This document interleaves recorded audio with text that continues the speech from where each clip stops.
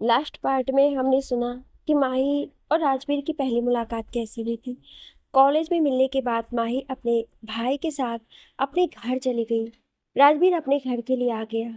अब आगे राजवीर जब अपने घर पहुंचा तो उसे अपने घर पर कुछ लोग दिखाई दिए। वो सभी की तरफ देखा, जिसमें उसके परिवार के पंडित जी भी थे। राजवीर की माँ अपने बेटे से कहती है कि पंडित जी कुछ लड़कों का फोटो लेकर आए हैं सरिता के लिए। राजवीर हाँ कहते हुए वहां रखे फोटो को उठाकर देखने लगता है। उसमें से एक फोटो मयंक की थी। मयंक को देखते ही उसे आज की सारी घटना याद आ गई। राजवीर ने अपनी माँ से कहा, ये मेरा दोस्त है, इसे मैं जानता हूँ। रंजीत जी उस फोटो को उसके हाथ से लेते हुए कहते, मयंक मेहता, जान पहचान इसके पिता के साथ मेरी भी है। परिवार अच्छा है, अगर सभी को ठीक लगता है तो हम बात आगे बढ़ा सकते हैं। पंडित जी कहते हैं, परिवार की गारंटी तो आपको मैं दे सकता हूँ। आज के युग में ऐसा परिवार मिलना बहुत बड़ी बात है। सुधा जी कहती हैं, आप बात कर दीजिए। और रंजीत जी की तरफ देखते हुए कहते हैं, आप मयंक के बारे में और अच्छी तरह से पता लगवा लीजिए। राजवीर अपने कमरे में आता है। अपने शर्ट को खोलते हुए वो आईने में अपने आप को देख रहा था और उसकी नज़र अपने हाथ पर बंधे हुए उस रुमाल पर थी जो माही ने बांधा था। एक मुस्कुराहट के साथ अपने हाथ में बंधे हुए उस रुमाल को देखते हुए उसे खोलता है। रुमाल को खोलने के बाद उसने उसे दांत के निशान को देखा और कहा, जानवर के नाम से उस लड़के को बुला रही थी, जबकि जंगली बिल्ली की तरह हमला तो ये खुद करती है। राजवीर अपने मन में ही कहता है, बच्ची है। राजवीर अपने दिल को समझाता है। वो अपने आप से कहता है, तू इतना बड़ा है और सिर्फ वो 18 साल की है। दोनों की उम्र में 7-8 साल का फासला था। लेकिन कहते हैं ना, आंखों को जो अच्छा लगता है और दिल को जो भा जाता है, हमारा ध्यान उस तरफ ही रहता है। दोनों परिवार एक दूसरे से मिलते हैं और फिर सब कुछ ठीक होने पर सरिता और मयंक की शादी तय हो जाती है। शादी की बात तय होने के बाद पंडित जी ने सगाई के दिन निकाल दिया और शादी का भी दिन फाइनल हो गया। इन दोनों परिवार के बीच एक रिश्ता बन गया। सगाई और शादी हो जाने के बाद माही कभी कभी घर आ जाया करती थी। राजवीर को माही अच्छी लगने लगी थी। लेकिन शादी के कुछ दिन बाद से ही सरिता और मयंक के बीच किसी न किसी बात को लेकर उतार चढ़ाव आता रहा और इस बात का पता शुरू शुरू में तो माही के घर के लोगों को था। फिर राजवीर के घर में भी सब बातें शुरू हो गई और इस कारण राजवीर की सोच अब माही और उसके परिवार को लेकर थोड़ी सी बदल गई थी। शादी के वक्त जो रिश्ता प्यार से जुड़ता था, धीरे धीरे अब अपनी बहन की तकलीफ देखकर राजवीर के मन में उस परिवार के प्रति कड़वाहट आ गई थी। सुधा जी और रंजीत जी को हमेशा से ही माही अच्छी लगी थी और जब माही 20 साल की हुई तो एक दिन बातों बातों में सुधा जी ने शांति जी के सामने माही से राजवीर की शादी की बात कर लिया। मैं राजवीर को जानता था, कॉलेज में था तब भी, और 3 साल के साथ रिश्ते में भी रह सरिता के कारण उसका राजवीर से कई बार बहस हो जाया करता था। वो इस शादी के खिलाफ था, लेकिन कुलभूषण जी का कहना था कि लड़का अच्छा है, शादी हो जाएगी तो माही समझदार है, वो सब संभाल लेगी। और एक पिता अपनी बेटी के लिए जो लड़का देखा है, राजवीर में वो सब खूबियां थी। अच्छे घर से था, पढ़ा लिखा था, हैंडसम था, अच्छा कमाता था, वो शहर के टॉप 10 बिजनेसमैन में से एक था। तो उन्हें लगता था कि उनकी बेटी वहां पर हमेशा खुश रहेगी और राजवीर खुश भी था।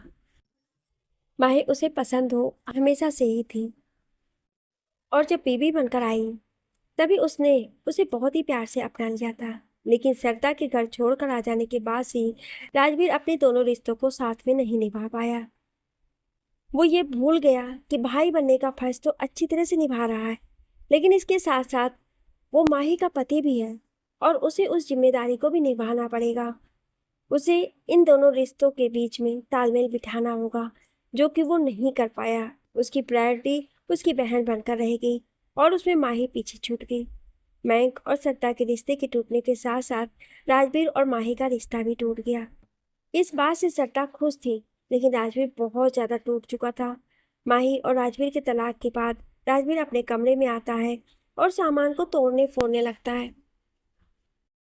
उसे 2 नंबर माही ने दिया था और 2 नंबर को अपने किसी आदमी को फॉरवर्ड करते हुए सब इंक्वायरी करने के लिए कहता है। 2 दिन के बाद वो अपने ऑफिस में था। उसने जिस आदमी को सारी इंक्वायरी का निकालने के लिए कहा था, उसने सारी रिपोर्ट्स लाकर राजवीर की टेबल पर रख दिया था। सामने एक लड़का और एक आखिर उम्र की महिला खड़ी थी। उसने उस लड़के को बाहर बैठने के लिए कहा और जो लड़की थी उसे सामने चेयर पर बैठने के लिए कहता है। राजवीर उनसे पूछता है कि वहां पर जब सरिता रहती थी तो उस वक्त घर में क्या सब होता था। राजवीर ने उसे पूछा कि क्या वहां पर सरिता को परेशान किया जाता था। लेडी जिसका नाम कमला था उसने बताया कि घर के सभी लोग बहुत ही अच्छे थे।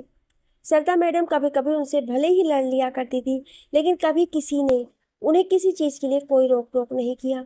मैं खास करके सिर्फ उनके लिए काम करती थी, उनके अलावा मैं किसी और का काम नहीं करती थी। अगर कोई मुझे कोई काम कह भी देता था तो सरिता मैडम वो काम मुझे करने से मना कर देती थी। उनको कभी किसी ने परेशान नहीं किया। मैं 3 साल वहां पर काम की। 3 साल में मैंने कभी भी सरिता मैडम को वहां घर वालों के बीच बैठकर बातें करते, उनके साथ परिवार के तरह रहते नहीं देखा। जिस दिन सरिता मैडम लड़कर मैं बाबा को छोड़कर चली गई थी, फिर मैंने सुना कि बड़ी मैडम बोल रही थी कि सरिता मैडम और मैं बाबा का तलाक हो जाएगा। उसके बाद उन्होंने मुझे काम पर आने से मना कर दिया था। अभी 1 महीना से मैं काम पर नहीं जा रही हूँ, लेकिन मयंक बाबा ने कहा है कि मुझे 1 महीने बाद फिर से वहाँ पर काम करने के लिए आना है, क्योंकि माही बिटिया गर्भवती है और उन्हें एक भरोसेमंद इंसान की ज़रूरत है। तो मैं अगले महीने से फिर उनके वहाँ पर काम पर जाऊँगी। ये तुम्हारी वफादारी बोल रही है मेहता परिवार के लिए, या सच में ऐसा ही था? क्योंकि सच में तो मैं पता करवा कर ही रहूंगा, और अगर मुझे पता चला तुम झूठ बोल रही हो तो तुम जानती नहीं राजवीर मल्होत्रा क्या करेगा तुम्हारे साथ। कमला घबराते हुए कहती है, साहब मुझे झूठ बोलकर क्या मिलेगा? सरिता मैडम बिल्कुल भी उन लोगों के साथ ठीक से नहीं रहती थी। यहाँ तक कि एक बार उन्होंने माही बेटी पर कप उठाकर फेंक भी दिया था, जिसके कारण उनके पैर पे चोट आई थी। इतना होने के बाद भी माही बिटिया ने कभी भी महक बाबा से शिकायत नहीं करी सरिता मैडम की। मैं तो 24 घंटे इस घर में रहती थी, उस घर में क्या होता था सब कुछ देखा है मैंने। भरोसा कीजिए सरिता मैडम बिल्कुल भी वहां पर रहना नहीं चाहती थी, और वो उन लोगों को परेशान किया करती थी। तो आप ये कहना चाहते हो कि मैं और उसके परिवार ने कभी सरिता पर हाथ नहीं उठाया? कमला कहती है, नहीं साहब, वो लोग तो कभी ऊंची आवाज में बात भी नहीं करते थे। राजवीर उन्हें जाने के लिए कहता है और वहां पर रखे हुए फाइल को खोलकर पढ़ने लगता है। तब उसे पता चलता है कि जिस लड़के का नंबर माही ने राजवीर को दिया था उस लड़के का नाम समीर था, जो कि सरिता के साथ उसके कॉलेज में पढ़ा करता था। जो इंक्वायरी राजवीर ने करवाई उसके हिसाब से सरिता और समीर दोनों कॉलेज में एक दूसरे को डेट करते थे, लेकिन बाद में फिर उनका किसी बात को लेकर झगड़ा हुआ और सरिता की शादी फिर महंग से हो गई। महंग से शादी के 1 साल बाद सरिता और समीर फिर एक दूसरे के टच में आए, और तब से अब तक दोनों एक दूसरे के साथ हैं। राजवीर को सरिता पर इस वक्त बहुत गुस्सा आ रहा था, और उससे भी ज़्यादा उसे अपने आप पर गुस्सा आ रहा था कि उसने कैसे सरिता के कहे पर आंख बंद करके भरोसा कर लिया। उसे समझ नहीं आ रहा था कि उसकी भोली भाली बहन इतनी शातिर कब से हो गई कि वो इतना सब झूठ उससे कहने लगी। राजवीर अपने आप को कोस रहा था कि उसने माही को एक बार उसके मन की बात कहने का मौका क्यों नहीं दिया। माही कई बार यहाँ आई थी और वो उसे बिना मिले चले जाया करती थी। उसने उस लड़के को अंदर बुलाया। समीर अंदर आया। राजवीर ने समीर को देखा। देखने में तो अच्छा खासा था, लेकिन राजवीर ने फाइल में पढ़ा था कि समीर फिलहाल कोई नौकरी नहीं कर रहा है और फैमिली स्टेटस से भी कुछ खास नहीं था। राजवीर उससे पूछता है कि वो और सरिता एक दूसरे को कब से जानते हैं, तो समीर वही सब बताता है जो अभी राजवीर ने अपनी फाइल में पढ़ा था। राजवीर उसे कहता है, अगर तुम सरिता से प्यार करते थे तो घर आकर उससे उसका हाथ मांगते। आपका ब्रेकअप हो गया था, फिर बाद में सरिता की शादी हो गई। शादी के बाद उसका उसके पति के साथ नहीं बन रही थी, तो हम दोनों एक दूसरे के करीब आ गए। फिर हमने सोचा कि सरिता उससे तलाक ले लेगी, क्योंकि मेरे पास कोई खास बिजनेस नहीं था और सरिता को खर्च करने की आदत है।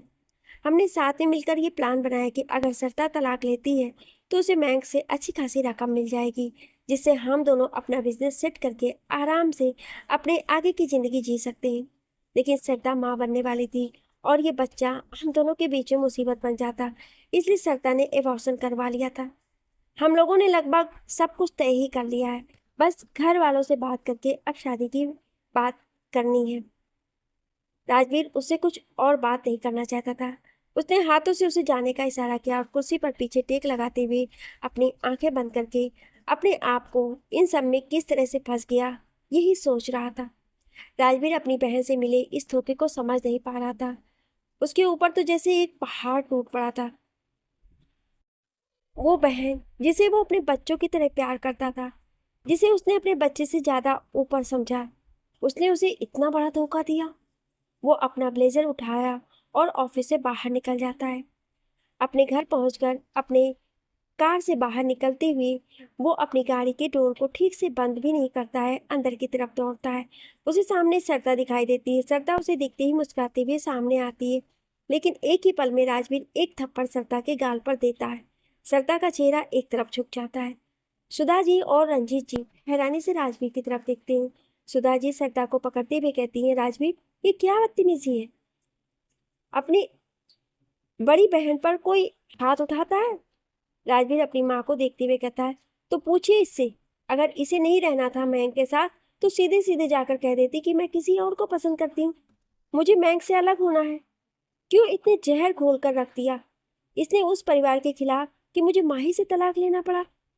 सरदा राजवीर की तरफ देख कर रोते हुए कहती है, माही से तलाक आपका आपके कारण हुआ होगा। अपनी तलाक की जिम्मेदार आप हो। आप मेरे सर पर नहीं डाल सकते उसे। आपने तलाक अपने मन से लिया था। मैंने आपसे नहीं कहा तलाक लेने के लिए। हाँ, मैं नहीं पसंद करती मैंग को, मुझे समीर पसंद है और उससे शादी करनी थी मुझे, लेकिन इसमें आप और माही कहीं भी नहीं थे। राजवीर अपना हाथ फिर से सरदा को मारने के लिए उठाता है, लेकिन अपने आप को रोक लेता है। अपने हाथों की मुट्ठी बनाते हुए सरदा की तरफ देखते हुए कहता है, सही कह रही हो तुम। मेरे और माही के तलाक की जिम्मेदारी सिर्फ मेरी थी। वो तो बहुत कोशिश कर चुकी थी अपने हिसाब से मुझे समझाने की, मैं ही नहीं समझ पाया। अपनी बहन के प्यार की पट्टी मेरी आंखों पर बंधी हुई थी। मुझे ऐसा लगता था जो तुमने कह दिया वही सच है, बाकी दुनिया कुछ भी कह ले सब झूठ होगा। लेकिन आज तुम्हारा उस समीर से और तुम्हारे लिए काम करने वाली उस नौकरानी के मुंह से सब सुनकर आ रहा हूँ। उस परिवार ने तुम्हें खुश रखने के लिए क्या कुछ नहीं किया, बदले में तुमने क्या किया। सरका कहती है, मुझे महक नहीं पसंद, मुझे नहीं रहना था उसके साथ। रंजीत जी चिल्लाते हुए कहते हैं, तो हमसे कह देती कि महक पसंद नहीं है, नहीं रहना चाहती, ऐसा क्यों हमसे आकर कहती रही कि वो परिवार तुझ पर जुल्म करता है, वो तुझे परेशान करते हैं। सरका अपने पिता की तरफ देखते हुए कहती, अगर कहती कि उसके साथ ना रहकर मुझे समीर के साथ रहना है तो क्या आप लोग मानते। राजवीर गुस्से से सरका की ओर देखता है और अपने कमरे में चला जाता है। उसे आज अपने आप पर इतना ज्यादा गुस्सा आ रहा था, समझ नहीं पा रहा था कि उसने कितनी बड़ी गलती कर दी है। सामने साइड टेबल पर रखी हुई उसकी और माही की शादी की तस्वीर अपने हाथ में लेते हुए अपने आप कहता है, कितना बड़ा बेवकूफ निकला मैं। करोड़ों के बिजनेस को संभाल लिया पर तुम्हें नहीं संभाल पाया। एक रिश्ते को संभालने के चक्कर में ये नहीं समझ पाया कि तुम्हारी भी कुछ उम्मीद रही होगी मुझसे, जिन्हें मुझे पूरा करना चाहिए था। अब पछताने के अलावा कुछ नहीं रह गया, मुझे माफ कर दो। फोटो को वापस साइड टेबल पर रखता है और अपने कमरे से बाहर निकल जाता है।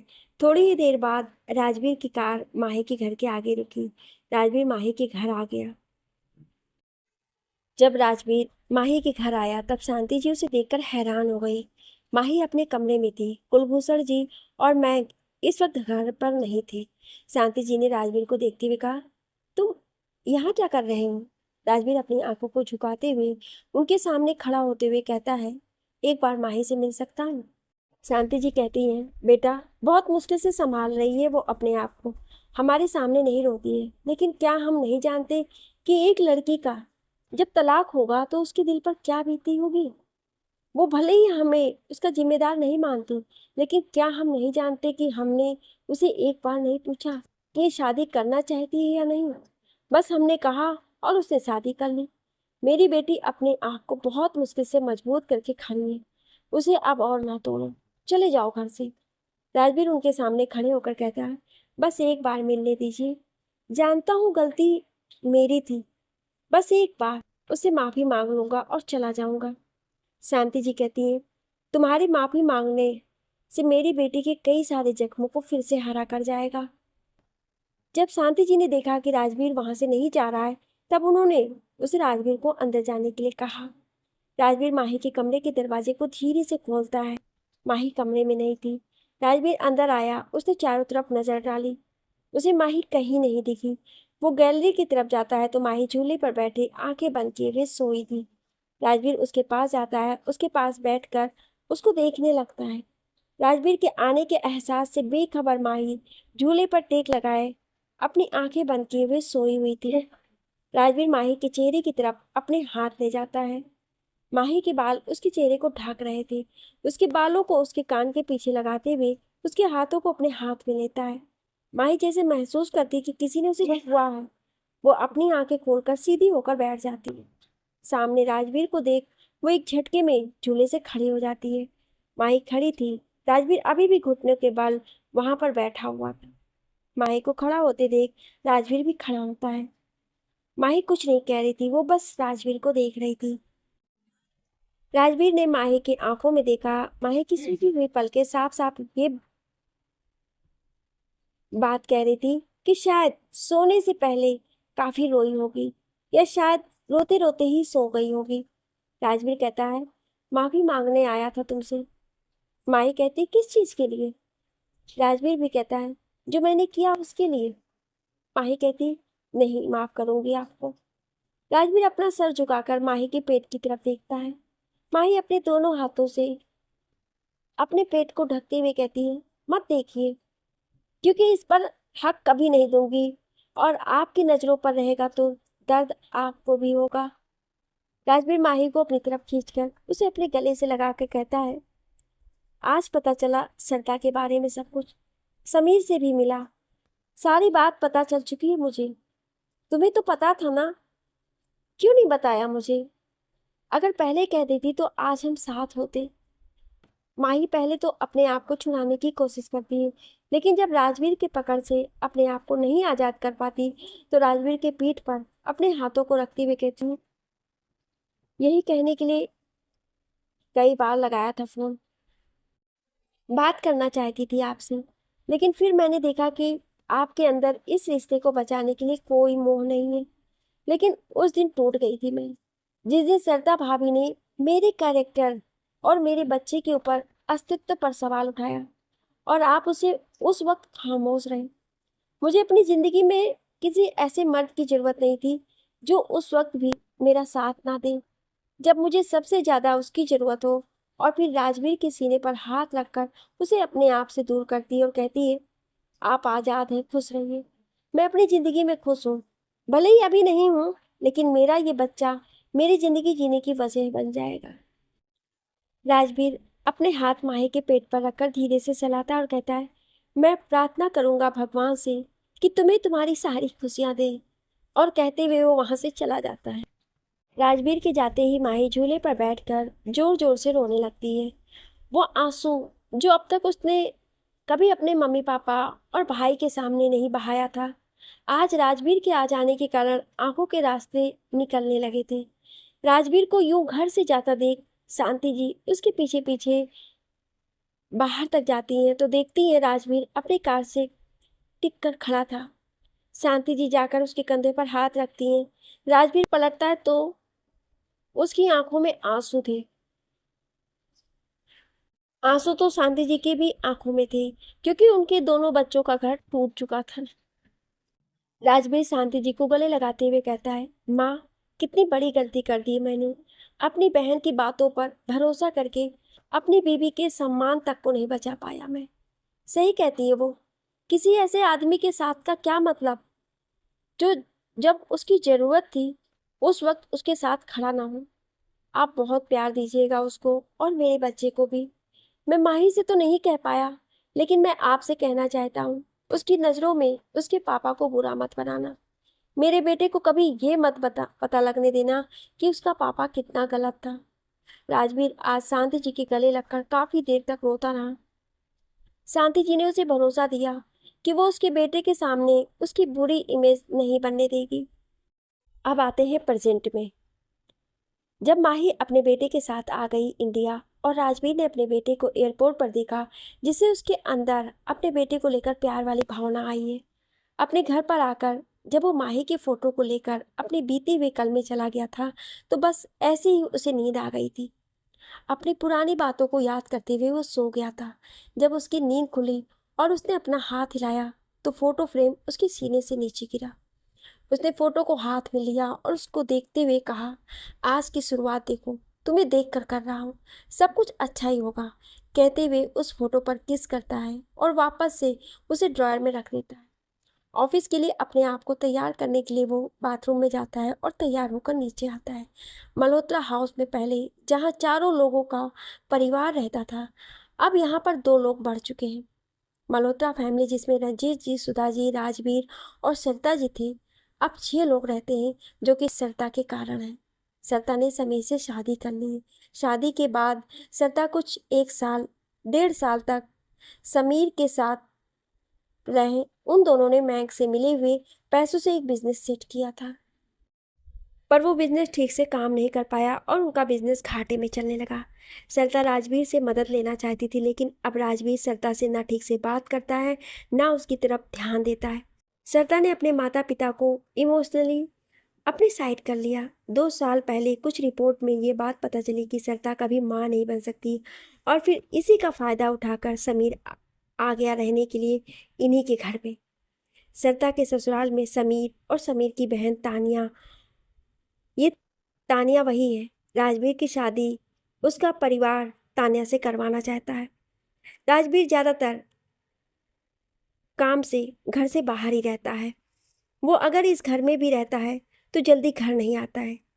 उसने अपना विला अपने ऑफिस के ही पास बनवाया था, जहाँ वो ज़्यादातर वक्त गुजारा करता था। अपनी मम्मी पापा के कहने पर वो कभी कभार उनका दिल रखने के लिए यहाँ पर आ जाया करता था। ब्रेकफास्ट टेबल पर सभी बैठे हुए थे। जब वो सभी नाश्ता कर ही रहे थे, तभी तानिया ने बताया कि एयरपोर्ट पर उन्होंने माही को देखा है। वो लड़की दिखने में माही जैसी ही लग रही थी। तानिया कभी माही से सामने से नहीं मिली थी, पर उसने फोटोग्राफ्स में माही को देखा हुआ था। राजवीर का पूरा कमरा माही के फोटो से भरा हुआ था। वो जब भी राजवीर के कमरे की तरफ जाती थी तो उसकी नज़रें राजवीर पर दीवारों पर लगे हुए माही की तस्वीरों पर ज़्यादा जाते थे। ताने ने बताया कि उसने कल एयरपोर्ट पर माही को देखा है। ये सुनते ही सरिता, सुधा जी और रंजीत जी के खाना खाते हाथ रुक गए और सभी राजवीर की तरफ देखने लगे। राजवीर अपना ब्रेकफास्ट कर रहा था। वो वहाँ पर बैठे सभी लोगों को पूरी तरह से इग्नोर कर रहा था। रंजीत जी ने कहा, क्या राजवीर, ये बात सच है कि माही इंडिया आई है? राजवीर हाँ में अपनी गर्दन हिलाते हुए अपना ब्रेकफास्ट कर रहा था। सुधा जी ने कहा, तुमने देखा उसे? तुम्हारी बात हुई? राजवीर ने भी फिर से अपनी गर्दन हाँ में हिला दी। सरिता ने कहा, क्या उसके साथ बच्चा भी था? राजवीर सरिता की तरफ देखता है और फिर से अपनी माँ की तरफ देखकर हाँ में गर्दन हिलाता है। सुधा जी और रंजीत जी बहुत खुश हो जाते हैं। सुधा जी कहती है, मैं कल ही जाकर मिलकर आऊंगी। मैंने तो आज तक कभी उसको देखा भी नहीं। 1.5 साल का था जब माही लेकर विदेश चली गई थी, और देखो इतने सालों बाद आई है। राजवीर कहता है, आप लोगों को जाने की जरूरत नहीं है। हमने पहले उससे सारे रिश्ते तोड़ लिए और उस बच्चे पर अब।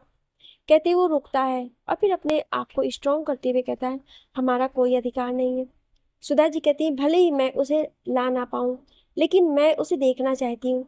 मैं उसे प्यार करना चाहती हूँ। कैसा दिखता है? क्या वो माही के जैसा है या तुम्हारे जैसा है? सुधा जी ने बहुत ही विनती के स्वर में राजवीर से पूछा। राजवीर कुछ कहना नहीं चाहता था, लेकिन अपनी माँ की आंखों में अपने पोते के बारे में जानने की आस को रोक नहीं पाया। उसने कहा, बिल्कुल मेरी कार्बन कॉपी है। मेरे बचपन की फोटो और उसकी, दोनों को अगर सामने रख दो तो पहचानना मुश्किल है कौन मैं हूँ और कौन वो है। सुधा जी रंजीत जी के बाजू को पकड़ लेती है और कहती है, मुझे प्लीज एक बार मिलवा दीजिए उससे। रंजीत जी ने कहा, भरोसा रखो, अभी तो आई है, अब तो रहेगी ना। ये कहते हुए राजवीर की तरफ देखने लगे। राजवीर अपना ब्रेकफास्ट खत्म करके जाने ही वाला था, तभी वो देखता है कि शर्मा जी अंदर आ रहे थे। शर्मा जी को देखते ही राजवीर अपनी जगह से खड़ा होता है और कहता है, अरे शर्मा अंकल, आप इधर आइए, ब्रेकफास्ट कीजिए। कहते हुए ब्रेकफास्ट टेबल के पास से एक चेयर खींचकर उन्हें बैठने के लिए कहता है। शर्मा जी आकर बैठते हैं और सबकी तरफ देखकर कहते हैं, चलिए आप सब साथ में मिल लिए, ये तो बहुत अच्छा है। राजवीर कहता है, शर्मा अंकल बहुत दिनों बाद आए। शर्मा जी ने कहा, बेटा तुम तो जानते हो, बिजनेस की भाग दौड़, ऊपर से बेटी वो भी डॉक्टर है, बिजनेस में वो कुछ करती ही नहीं। सब मुझे ही देखना होता है। ये तो शुक्र मनाओ कि दामाद बिजनेसमैन मिल गया, वो संभाल लेगा सब कुछ। कहते हुए सभी को देखकर फिर से कहते हैं, मैं यहाँ पर पूजा की शादी का कार्ड देने के लिए आया हूँ। अगले हफ्ते उसकी शादी है, आप सभी को आना है। कहते हुए कार्ड राजवीर के हाथ में रख देते हैं। राजवीर कार्ड खोलकर पढ़ता है और फिर अपने पापा को दे देता है। रंजीत जी कहते हैं, ये तो बहुत अच्छी बात है, तुम ढूंढ भी रहे थे ऐसा दामाद जो तुम्हारा बिजनेस संभाल सके। शर्मा जी कहते हैं, हाँ, और देखो मिल भी गया। बेटी डॉक्टर है, वो तो बिजनेस का कुछ समझती नहीं है, कम से कम दामाद ऐसा निकला जो बिजनेस को समझता है। शर्मा जी कहते हैं, शादी हम भोपाल में ही करेंगे, क्योंकि लड़के वाले भी वहीं से हैं और हम भी वहीं से हैं। तो हम दोनों का कहना था कि वहाँ पर क्यों ना पूर्वजों के आशीर्वाद से ये शादी कर ली जाए। राजवीर, तुम्हें भी आना होगा। राजवीर कहता है, अंकल, यहाँ पर होता तो मैं आ भी जाता। एमपी आप जानते हो ना कितना दूर है यहाँ से, लेकिन मम्मी पापा से मैं ज़रूर कहूँगा कि वो ज़रूर जाएंगे। जिस पर शर्मा जी कहते हैं, आना तो सभी को पड़ेगा, पूरे 6 दिनों का प्रोग्राम है, पूजा से लेकर शादी तक पूरे 6 दिन आप सभी को रहना है वहाँ पर। सभी के रहने की पूरी व्यवस्था कर दी गई है वहाँ पर।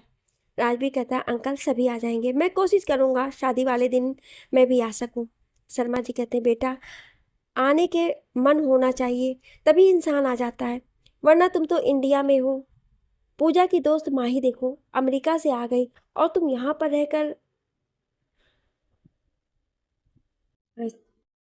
माही का नाम सुनते ही राजवीर को लगा शायद उसी की माही की बात कर रहे हैं, इसलिए उसने कहा, माही मेहता की बात कर रहे हैं।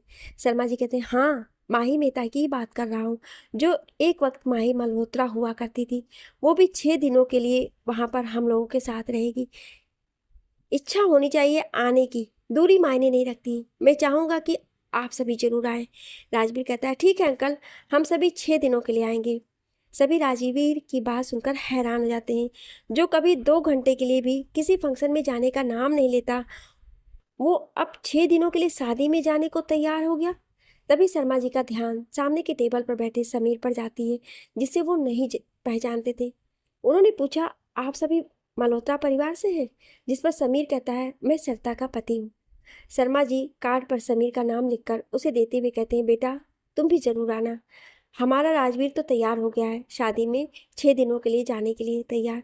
सिर्फ इतना सुनकर ही माही आने वाली है। माही के वापस इंडिया आने से माही का परिवार बहुत खुश था। कुलभूषण जी और शांति जी अपनी बेटी और नाती के साथ मंदिर में दर्शन करके आते हैं। सदस्य तो इस घर में भी बढ़ गए थे, वो भी 1 2 नहीं बल्कि पूरे 3। मयंक ने 3 साल पहले शीतल से शादी की। शीतल एक मिडिल क्लास फैमिली से थी और पहले नौकरी किया करती थी, लेकिन 2 साल पहले जब प्रेग्नेंट हुई तो उसने अपनी नौकरी छोड़ दी।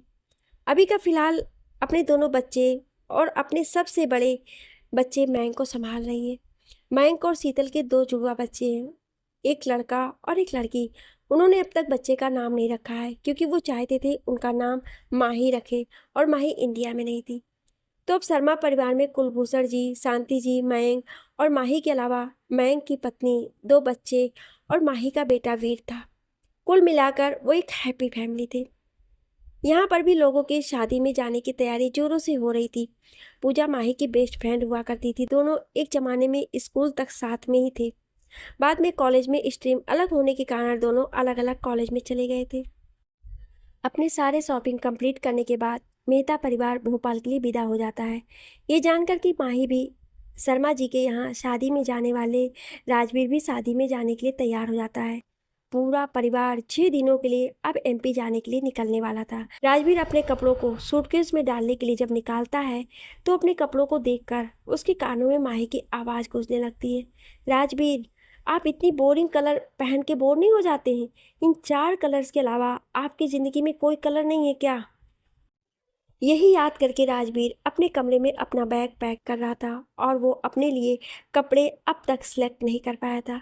पूरा परिवार सूटकेस लेकर नीचे खड़ा था, राजवीर का इंतजार कर रहा था, और वो अभी भी अपने कमरे में अपने अलमारी को खोलकर पूरी तरीके से कंफ्यूज यूं ही चारों तरफ बिखरे हुए कपड़ों को देख रहा था। जब राजवीर नीचे नहीं आता है तो सुधा जी और रंजीत जी उसके कमरे में जाते हैं। जब उसके कमरे में जाते हैं तो उसके चारों तरफ बिखरे हुए पूरे कपड़ों को देखकर कहते हैं, राजवीर, तुमने अब तक पैकिंग नहीं की बेटा? और ये क्या, पूरे कमरे का क्या हाल बना रखा है तुमने? राजवीर अपनी माँ को देखकर कहता है, मम्मी मेरे पास एक भी ढंग के कपड़े नहीं हैं। सुधा जी मुंह पर हाथ रखकर अपने चारों तरफ बिखरे हुए कपड़ों को देखती हैं जो कि लाखों रुपए के होंगे और मन में कहती हैं, कपड़े अपने पसंद के लाता है फिर भी कह रहा है एक भी ढंग के नहीं है। एक एक करके वो सभी कपड़ों को जमीन पर से उठा उठा कर रखने लगती हैं। राजवीर कहता है, माँ इनमें से कुछ नहीं पहनने वाला है, कोई काम का नहीं है, सब ऐसा लगता है जैसे मीटिंग अटेंड करने के लिए जा रहा हूँ।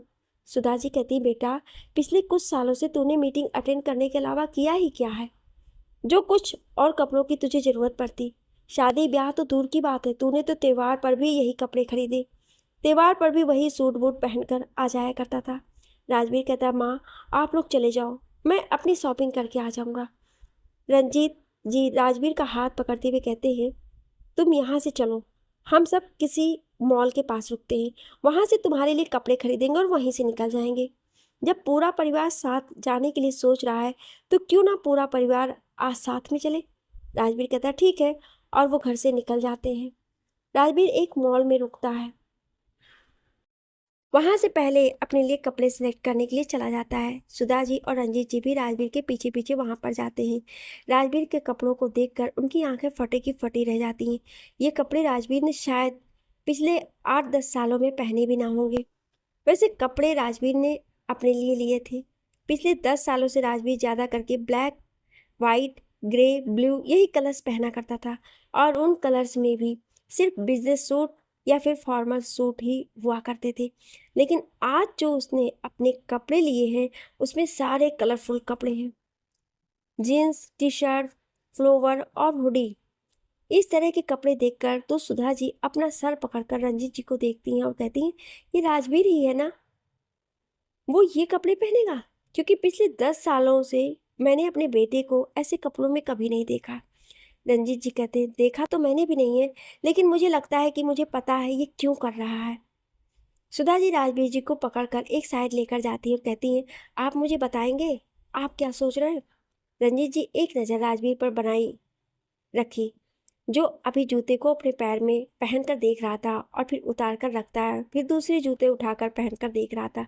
रंजीत जी ने कहा, ये सब इसलिए हो रहा है क्योंकि हम 6 दिनों तक भोपाल में रहने वाले हैं और वहाँ पर 6 दिन माही भी होगी।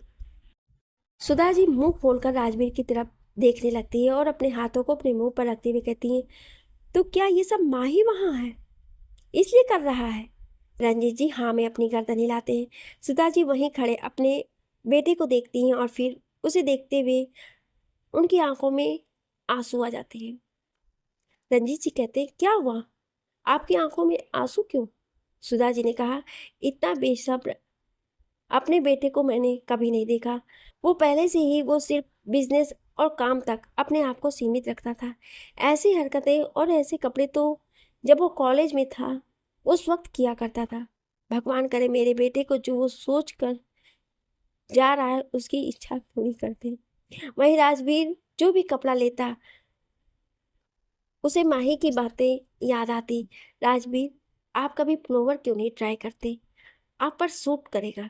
राजवीर हमारे हनीमून पर ये कलर नहीं चलेगा, you have to buy some vibrant colour. Rajveer ने पूरे 2 घंटे लगाकर अपनी शॉपिंग की जिसमें उसने अपने लिए कपड़े जूते खरीदे। सुधा जी और रंजीत जी अपने बेटे को देखकर मन ही मन मुस्कुरा रहे थे और चुपचाप उसके पीछे पीछे चल रहे थे। अपनी आंखों में जाने कितने सारे सपने लिए राजवीर आज भोपाल के लिए निकल चुका था। एक साथ 4-5 गाड़ियां आकर एक बहुत ही शानदार से घर के गेट के अंदर घुसी। घर देखकर बहुत ही पुश्तैनी लग रहा था। बड़े बड़े आलीशान दीवारों से होते हुए दरवाजे को पार करते हुए गाड़ियां अंदर पहुंची। राजवीर और उसका पूरा परिवार गाड़ी से निकला। शर्मा जी सभी मेहमानों का स्वागत करने के लिए खुद वहां मौजूद थे क्योंकि आज उनके बहुत सारे मेहमान आने वाले थे। फूलों का माला हाथ में लेकर शर्मा जी सभी का वेलकम करते हैं। राजवीर और पूरे परिवार को छोड़ने के बाद शर्मा जी के लोगों ने ड्राइवर के साथ गाड़ी को पार्किंग की तरफ ले जाने के लिए चले गए। राजवीर ने चारों तरफ नज़र घुमाकर देखा। बीच में बड़ा सा आंगन था जहाँ पर शादी के लिए मंडप तैयार किया जा रहा था और उसके चारों तरफ घर बने हुए थे। राजवीर को इतने ध्यान से अपने चारों तरफ देखते हुए पाकर शर्मा जी कहते, बेटा पुश्तैनी घर है, दादा परदादा ने बनाया था, लेकिन मजबूती आज भी काफ़ी है इसमें। पहले परिवार बड़े हुआ करते थे और छुट्टियों में तो बहन, बुआ, फूफा, मासी सब आते थे, इसलिए कमरे ज़्यादा ही हुआ करते थे। राजवीर कहता है, बहुत ही शानदार है आपका पुश्तैनी घर। शर्मा जी सभी मेहमान को घर में लेकर जाते हैं। तभी एक बार फिर से कारों के रुकने की आवाज़ आती है। शर्मा जी सभी से अंदर जाने के लिए कहते हैं और फिर से गेट की तरफ आते हैं, जहाँ इस वक्त माही का परिवार खड़ा था। सभी लोग कार से उतरते हैं। शर्मा जी सभी को माला पहनाकर स्वागत करते हैं। मल्होत्रा परिवार भी अब तक अंदर नहीं गया था। वो वहीं खड़े होकर उन लोगों को देख रहे थे। शीतल को उन्होंने नहीं पहचाना। मयंक अपनी गोद में बच्चों को लेकर अंदर आ रहा था। मयंक के दोनों को हाथों में दोनों बच्चे थे।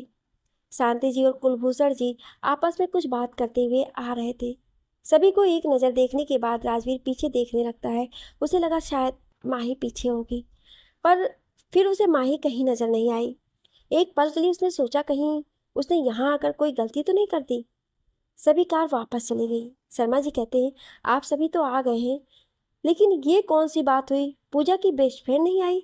जिस पर कुलभूषण जी कहते हैं, पूजा की बेस्ट फ्रेंड आ रही है। आपने रोनित को हमें लेने के लिए भेजा था। रोनित के पास बाइक देखकर वीर बाइक पर चढ़ने की जिद कर रहा था, तो पूजा उसे बाइक से लेकर आ रही है। ये सुनकर राजवीर को अच्छा लगा कि कम से कम माही तो यहाँ पर आएगी। तभी बुलेट की तेज आवाज़ के साथ बाइक अंदर इंटर होती है। बाइक के रुकते ही सभी उस तरफ देखते हैं। माही बाइक से नीचे उतरती है। अभी उसने हेलमेट पहना हुआ था। Black jeans, black T shirt, black leather की जैकेट, सर पर हेलमेट। माही बाइक से नीचे उतरती है और वीर को भी नीचे उतारती है। अपने सर से हेलमेट हटाते ही माही के बाल पूरे उसके कंधे से लेकर पीठ तक फैल जाते हैं। माही अपने चेहरे से अपने बालों को झटकते हुए वीर का हेलमेट निकालने लगती है। वहीं राजवीर एक टक सिर्फ माही को देख रहा था। वीर जिसने कि रोनित का हेलमेट पहना हुआ था, उसे बड़े से हेलमेट में उसका छोटा सा सर बहुत ही क्यूट लग रहा था। उसे खोलते ही वीर कस के अपनी मम्मी के गले से लगाते हुए कहता है, मम्मा बहुत मज़ा आया, हम अब कभी भी जाएंगे तो बाइक से ही जाएंगे। माही उसकी गाल पर किस करते हुए कहती है, बिल्कुल मेरा बच्चा, और अपनी मम्मी पापा की तरफ बढ़ जाती है। चलते चलते उसके कदम रुकते हैं, क्योंकि अभी तक माही की नज़र भी राजवीर की नज़र से मिल चुकी थी। वो थोड़ी देर रुकती है, फिर राजवीर को इग्नोर करके अपनी मम्मी के पास आकर खड़ी हो जाती है। शांति जी, रंजीत जी हसरत भरी नज़रों से देख रहे थे। शांति जी अपनी बेटी और नाती जी की नज़र उतारते हुए कहती हैं, तुम दोनों माँ बेटे जब देखो तब मस्ती में मगन रहती हूँ। वीर अपनी माँ के कंधे से उचक कर अपनी नानी की गाल पर किस करते हुए कहता है, नानी, क्योंकि वीर और वीर की मम्मी बेस्ट हैं। शर्मा जी सभी को कहते हैं, मैं आप लोगों को आपका कमरा दिखा देता हूँ। सभी शर्मा जी के साथ आगे बढ़ते हैं और तभी दोनों परिवार एक दूसरे के आमने सामने आ जाते हैं। कुलभूषण जी आगे बैठकर रंजीत जी को नमस्ते कहते हैं। रंजीत जी भी नमस्ते कहकर अपना सर झुकाते हैं। सभी एक दूसरे को देखकर मुस्कुरा रहे थे। सरिता की नज़र मयंक से मिली। मयंक ने सरिता को पूरी तरह से नज़रअंदाज करते हुए अपने दोनों बच्चों के ऊपर ध्यान लगाकर रखा था। शर्मा जी दोनों परिवार को लेकर अपना अपना कमरा दिखाने के लिए ले जाते हैं, सभी को ये कहकर कि वो आराम करें। थोड़ी देर के बाद चाय नाश्ते के लिए सभी को आना है। शर्मा जी चले जाते हैं। राजवीर अपने कमरे में आता है। उसके सामने तो अभी भी माही और उसका बेटा दोनों ही घूम रहे थे। राजवीर ने अभी ब्लू कलर के जीन्स और रेड पुलोवर पहना था। सभी के खाने पीने के लिए एक बड़ा बफेट की तरह लगाया गया था। सभी अपने अपने टेस्ट और भूख के हिसाब से अपना खाना ले रहे थे। सभी के बैठने की व्यवस्था अच्छी तरह से की गई थी। राजवीर जब आया तो उसने देखा कि वहाँ माही पहले ही अपनी सहेलियों के साथ बैठकर खाना खा रही थी। वीर उसके बगल में ही बैठा था। आगे क्या होगा जानने के लिए सुनिए अगले भाग में। क्या आप अगला भाग सुनना चाहते हैं तो कमेंट में यस जरूर लिखिएगा। Thank you.